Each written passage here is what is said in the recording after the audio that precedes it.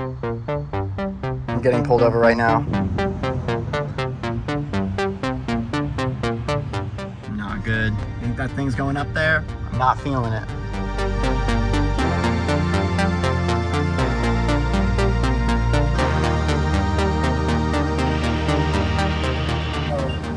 There she goes. She looks clean though, not gonna lie. All right, we're back in the HR.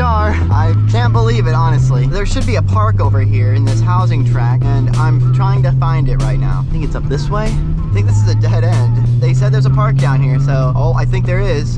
No way, no way. There's nobody here. My favorite type of park. It's true, Hidden Meadows Park. Oh, this is so nice. All right, let's get a walk around. Nobody here at all. Dang. Volleyball court? Shoot. Pretty nice over here, not gonna lie. But dang, we got it back. It was expensive, but we got it back. Jesus. Well, check it out.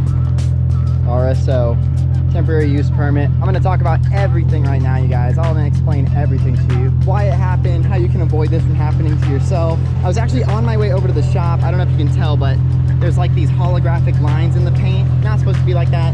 They're gonna buff that out and fix that. So I was actually on my way over there when this happened, so that's why it hasn't happened yet. But listen to this thing. Sounds nutty. All right, let's hop in. 97 degrees out today, and I got a haircut, so I look a little different. All right, so today I'm gonna be telling you the story about how my beautiful San Marino Blue 350Z that we just painted and purchased had an unexpected encounter with the RSO, which is the Riverside S.T.R.E.E.T operations team, and a whole registration fiasco that basically emptied my wallet. So let's get into it. So I'm not sure if you remember or if you're new to the channel, I actually purchased this Nissan 350z HR from Unique Motorsports, a super popular and reputable shop to take your Zs to. Most people know Georgie at Unique Motorsports as like the go-to guy for anything Zs. I'll play some clips here of that day. I was super excited to pick this car up, and I did absolutely everything I could to try and figure out what the story was of this car. Flashback. Hey, how's it going? How's it going, man? Good. Johnny. Yeah. Nice to meet you. Can I check the oil before I start it? Yeah. Okay. Yeah, I have a rev up in it. Oh, hell no. No, that's the worst one you can get. Yeah. This is going to be a perfect car. Okay. This intake is actually from Nismo. They're not going to say anything and try to smog it, okay? Okay. OEM cats in there, only had a cat back in there. Not much modification. What did the water pump and the garage gasket, I would have said probably like last year. Did he have like a folder of receipts or anything, or? I don't just like think so, but all the work was done over here. I feel. No, this bag, do not modify cars at all. Okay. Engine solid, engine trans solid, no grinds geared. Engine, like the HR, which is notoriously issue with the HR, is oil pressure problems. That one, we just did it, oil pressure is A1. The oil pressure, the garage gasket, and then the water pump should be good for another 10 years. 10 years? Okay. So I just put $35 in this thing, and the gas did not move. So... End of flashback. Being that it was Unique Motorsports, I felt like it was a safe call. I mean, the shop is pretty known for Z's, so I figured what he was telling me was the truth. And for the most part it was, but we're gonna get into that a little bit later. But basically I'm gonna tell you how it all went down from start to finish. It was just a few days ago on Labor Day, I was actually taking this thing over to the shop. So I was sitting at a red light waiting to get onto the freeway, and I noticed a police officer was coming up behind me in the rearview mirror. Being that this car is lowered, it's a little bit louder, and usually these cars are profiled for just takeovers and people that don't really use their cars for the best things, not just like driving around. So I'll admit, I do believe I was profiled just a little bit based on how the car looks and sounds. I mean, it's a really clean car, but I feel like as soon as I hear that exhaust, Z's are pretty known for just not drawing the best attention ever. He kind of stayed back a little bit actually, and I knew he was running my plates. While this was happening, going through my mind is I was remembering Georgie from Unique Motorsports said that all the registration had been paid, like it just needed a smog, and I was okay with that when I bought it. I figured it needed a smog because he had told me the car had sat for 3 years, which it did. And on my way home that day, the check engine light actually came on. Flashback. Unique Performance Tuner, how can I help you? Hey Georgie, it's Johnny. I was over there. I bought the blue Z earlier. Yes. The check engine light just came on. I was driving it. Okay, you can read the code to see what it says. I don't know why the check. Do you know why the check engine light would be on in this thing, man? I don't know. I wish I knew. I mean, you read the codes. Just read the codes to see what it says. Okay, I'll check it out. Yeah, no problem, man. All right, thanks. Is this not like everyone's worst nightmare ever? Well, all we can do is try and fix it. Hopefully it's not too bad. The car is running amazing, so I can only imagine it's something simple, right? Right? It's not missing or anything. It doesn't smell weird. Oh man. My heart just sank when I saw that, you guys. I'm not gonna lie. I hope this is gonna be okay. I have to get it smogged still. We're gonna figure this out. We're gonna figure this out. End of flashback. He told me the car runs flawlessly, it just needed a smog. And then the check engine light comes on in 20 minutes after I'm driving it. So that was like red flag number one. I was pretty upset when I saw the check engine light come on. I didn't really know what to do. Unique Motorsports is about an hour from where I live, so I wasn't really able to drive it back out to him that day. So I took it upon myself to try and figure out the check engine light on my own. And I've been chasing this check engine light for a while now. I don't know if you guys have been keeping up with the videos, but turns out like all 4 O2 sensors are basically stripped and held in with JB weld and stuff like that. So this car definitely needs some work to get the check engine light removed. So the officer's running my plates and sees that the car's registration was never completed because the smog never came in. So it basically was unregistered for 3 entire years. And I was driving the car on the street. So he pulled me over, turned his sirens on. So the officer comes up to the window, asked me to turn the car off, which I totally did. I got him all the paperwork that I had on me. I basically just had proof of insurance. I know you're supposed to keep your registration on you, but it was actually in the folder at my house, and all I had was my proof of insurance. So the officer goes back to his computer and he's like running everything. He comes back and tells me that the car has not been registered in 3 years. And when I had purchased the car, the guy that sold it to me told me that the car had been paid, like the registration had been paid. So the guy that sold me the car paid $941 to register this car right when he sold it. So because he didn't drive it for 3 years, I was assuming he didn't put it on non-op, so he had to pay 3 years of tags, which was 941 bucks. That's like 315 bucks a year, which is pretty insane. But when you don't pay your registration, you owe tags like from previous years, even if the car was just sitting. So because I couldn't get the car smogged, he thought that the registration just was not paid completely whatsoever, and there was no way for him to see that the guy had paid 941 bucks. So that was the first problem. The second problem was that there was a 2022 sticker on the back of the car, and if you don't pay the tags and you don't get the smog for 3 years, there's no way you can have a 2022 sticker. So they sold me the car with a sticker on it that they had taken off of another car. Whether that was Unique Motorsports or the previous owner, I don't know. He may have just done it like the day he brought the car there. But the officer absolutely thought that I did that, that I would put the sticker on the back of the car. And like, I completely understand this is my fault for not just double, triple checking all of this. But honestly, I was gonna figure everything out once I got the check engine light. It just, because we were chasing it and chasing it, nothing has fixed the check engine light yet, which, I mean, personally stinks because I just want to get this car smogged and legal, but also I just never could get the smog done. So I was like, okay, once it's fixed, I'll figure all this out. But honestly, time caught up with me and I was taking too long, it seems. The police caught it first. So he tells me to get out of the car. He calls a tow truck. He tells me they're going to impound the car, and I've never had my cars impounded before in my life. So instantly I'm thinking, oh, 30 days mandatory impound. And luckily he actually told me that it didn't have to be impounded for 30 days. That's only if they catch you like driving extremely recklessly, or if they have to take your license and stuff like that, they'll take it for 30 days. This was just a 1-day impound, or as soon as I could go and get it out, basically. It was 79 bucks a day though.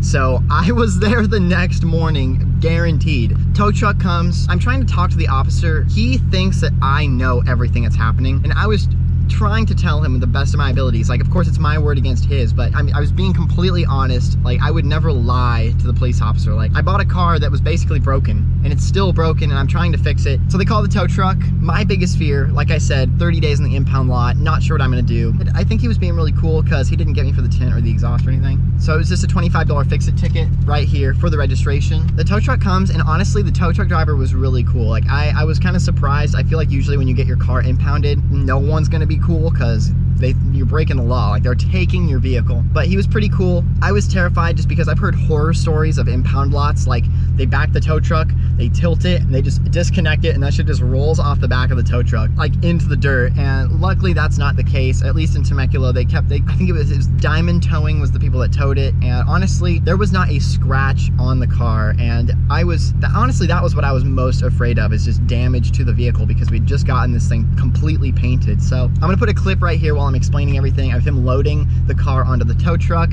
He did the absolute best he could with what he had. He had like a flatbed. he didn't have like the pivoting flatbed, so luckily he was able to get it. He took really good care of it. So Diamond Towing, like, I really appreciate you if you're watching this video for taking care of the car. I'm gonna break down all the costs here in a little bit of just how much it costs to get the car towed, for the police to process this entire thing. Basically, the officer ended up just telling me the line, that's the infamous line, the isn't it called buyer beware for a reason? Like, that's what he said. So I went to the DMV, and at this time, like literally at this time, I had thought that I was lied to about the registration being paid and that I was gonna owe all 3 years, because the officer was like, it hasn't been registered at all in 3 years, even though it had been paid. All I'm gonna have to do is pay the 3 years to get it up to date and get the thing smogged, and we'll be good.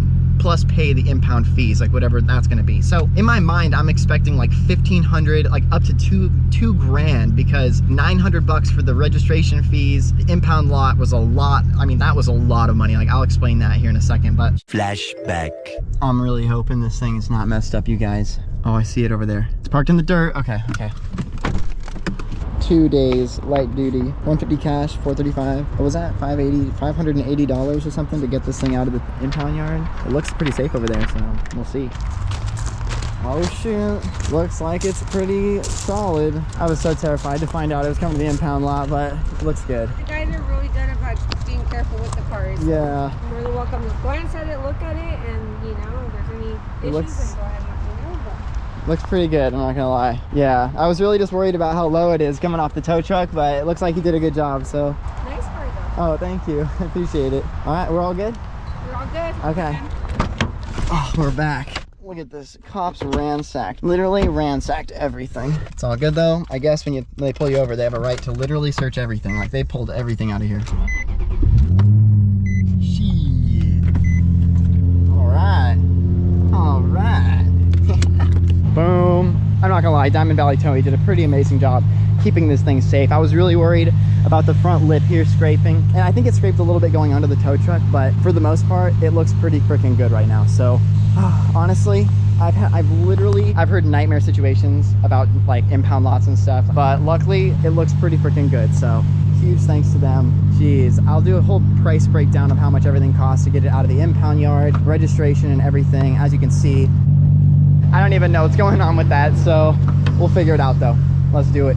End of flashback. So as you know, we've been fighting the check engine light in the previous videos. This car also has a misfire, and it only misfires for the first like 5 to 10 minutes of the car running. So the car does not run correctly, and I'm hoping it's for those O2 sensors we were talking about that have been JB welded in, but I'm terrified I'm gonna pay to get all that fixed, and it's not gonna fix the issue. Car's still gonna be misfiring. So misfire, can't get the car smogged, can't get the car registered, and we have this red piece of paper right here, 30-day temporary driving permit. So I have 30 days to get this car smogged, which means I have 30 days to fix the check engine light, which, I mean, I think I you know, that's the plan. That's the goal. Like, I'm gonna try and fix it basically till September 30th to fix it, which is 22 days from now. I just don't know if it's gonna be that easy. Like, I'm just gonna have to pay a shop to diagnose everything and fix everything. Like, I can only imagine that fixing the misfire to get the check engine light fixed is gonna be like 1,500 bucks. What would you do in this situation? Like, part of me wants to call Unique Motorsports and be like, how can this happen? Like, it's costing me so much money.